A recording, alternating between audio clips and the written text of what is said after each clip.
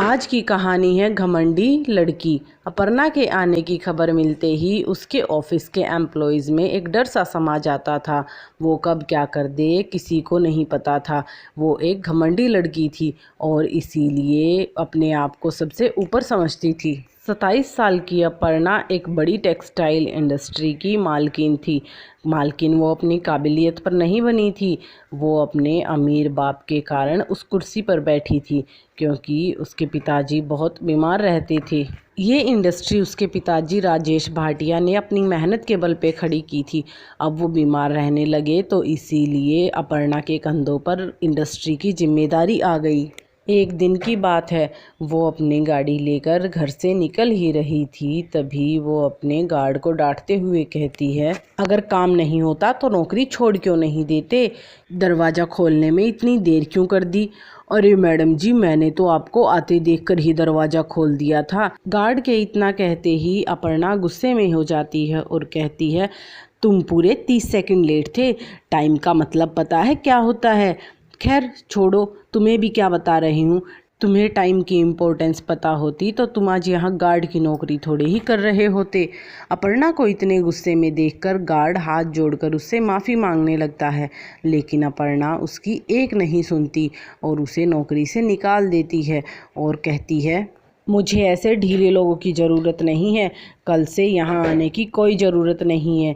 वो बूढ़ा गार्ड गिड़गिड़ाता रहा, लेकिन अपर्णा ने उसकी एक न सुनी और अपनी आंखों पर गॉगल्स लगाकर ड्राइवर को चलने को कहा और वहाँ से चली जाती है। फिर वो ऑफिस पहुंच जाती है, लेकिन ऑफिस पहुंचने के बाद भी उसका गुस्सा उतरा नहीं था और उसका गुस्सा अपने मैनेजर पर उतरता है और उस बात पर उतरता है जो गलती उसने की ही नहीं। और वो अपने मैनेजर को डांटते हुए कहती है, चुप, एकदम चुप। तुम्हें पता है तुम्हारी इस गलती की वजह से कंपनी को कितना का नुकसान हो सकता था?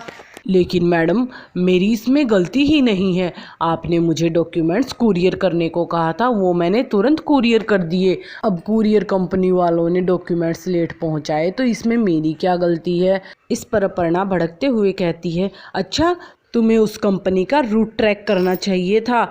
तो विक्रम कहता है, मैडम, आपने ही उस कुरियर कंपनी का नाम मुझे सजेस्ट किया था। तुम मेरी बातों का जवाब दे रहे हो? तुम्हें पता है तुम किससे बात कर रहे हो?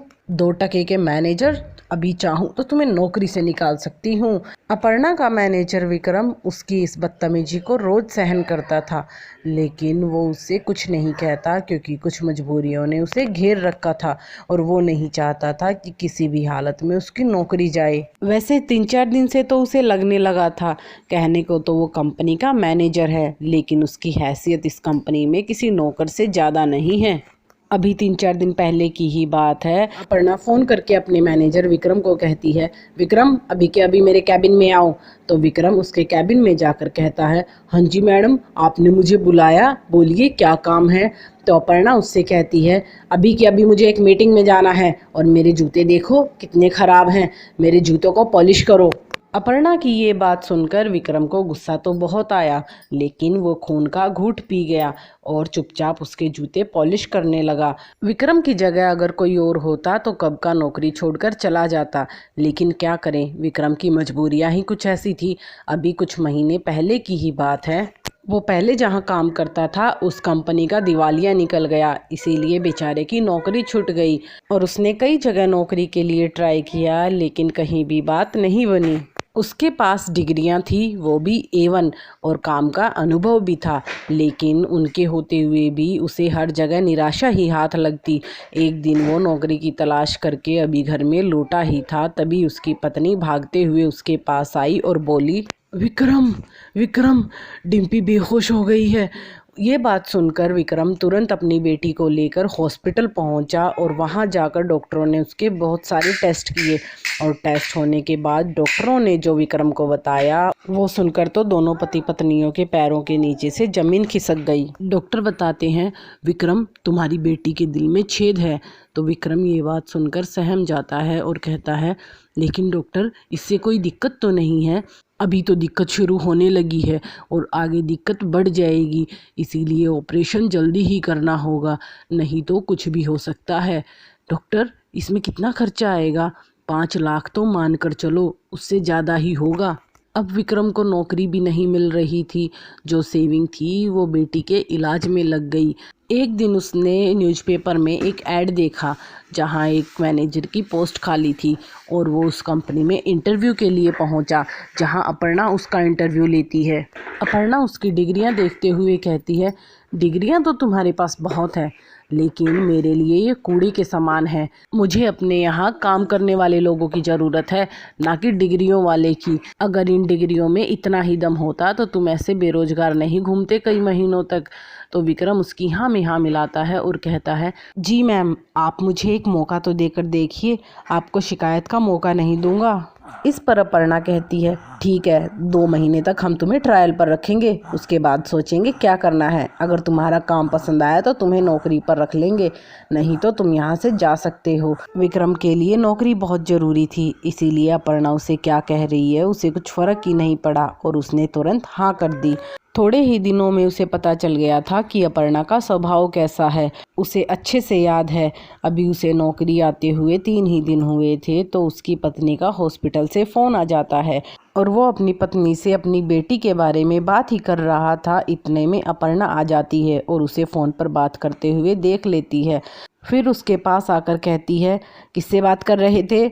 मेरी वाइफ थी मैम। वाइफ से ही बात करनी थी तो घर पर ही रहते, यहाँ आने की क्या ज़रूरत थी?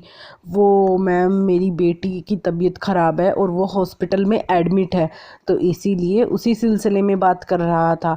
तो तुम भी हॉस्पिटल में जाओ और अपनी घरेलू प्रॉब्लम को घर पर ही छोड़ के आया करो। अगर ये काम नहीं कर सकते तो गेट खुला है, तुम यहाँ से अभी जा सकते हो।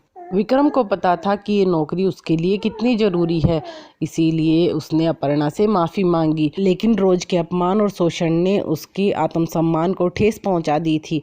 फिर भी करता क्या, उसके लिए नौकरी ज़्यादा ज़रूरी थी।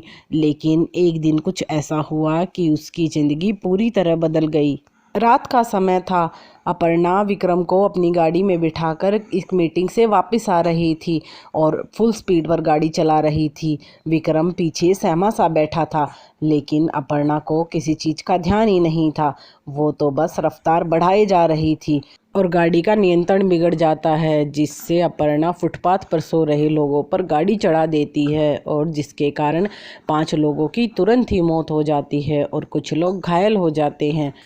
तो अपर्णा विक्रम से कहती है, ओ गॉड, ये क्या हो गया? अब मुझे जेल जाने से कोई नहीं रोक सकता। मरे हुए और घायलों के आसपास लोगों की भीड़ इकट्ठा होने लगी थी, लेकिन अपर्णा के दिमाग में तो कुछ और ही चल रहा था। वो विक्रम से कहती है, विक्रम, तुम ये इल्ज़ाम अपने सिर पर ले लो।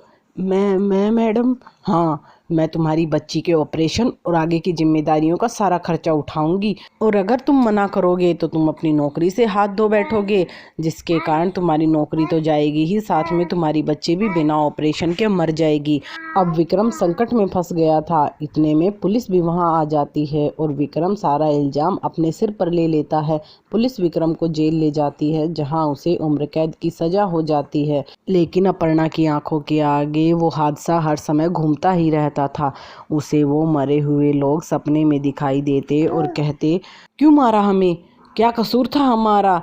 ऐसे एक ही सपना रोज देखते देखते अपर्णा पागल सी हो गई थी। उसका अब कहीं भी मन नहीं लगता था, ना तो ऑफिस में ना घर पर, और सोती तो फिर वही सपने। इसीलिए अब उसे एहसास होने लगा था कि वो उन लोगों की गुनहगार तो है ही जिन्हें उसने मार डाला, लेकिन वो साथ में विक्रम की भी गुनहगार है। उस बेचारे को तो बिना बात की सजा हो गई। इसीलिए वो तुरंत ही पुलिस स्टेशन जाती है और अपना गुनाह कबूल कर लेती है। तो इंस्पेक्टर प्रेरणा से कहता है, मैडम, आपको पता तो है आप क्या कह रही हैं, इससे आपको उम्र कैद या फांसी हो सकती है। तो अपर्णा कहती है, हाँ इंस्पेक्टर, मुझे अच्छे से पता है, लेकिन मुझे अपनी फ़िक्र नहीं है, मुझे तो फ़िक्र विक्रम की है। मैं उस बेगुनाह को सज़ा नहीं दिलवा सकती। इस पर अपर्णा पर केस चलता है और उसे उम्र कैद की सज़ा हो जाती है और वहीं विक्रम बाइज्जत बरी हो जाता है। और अब इस हादसे को 20 साल हो गए हैं और अपर्णा जेल से रिहा हो रही है, लेकिन अब वो पूरी तरह बदल चुकी है। अपर्णा के पिताजी की भी मृत्यु हो जाती है और पिछले 20 साल से विक्रम ही उसका सारा कारोबार संभाल रहा है।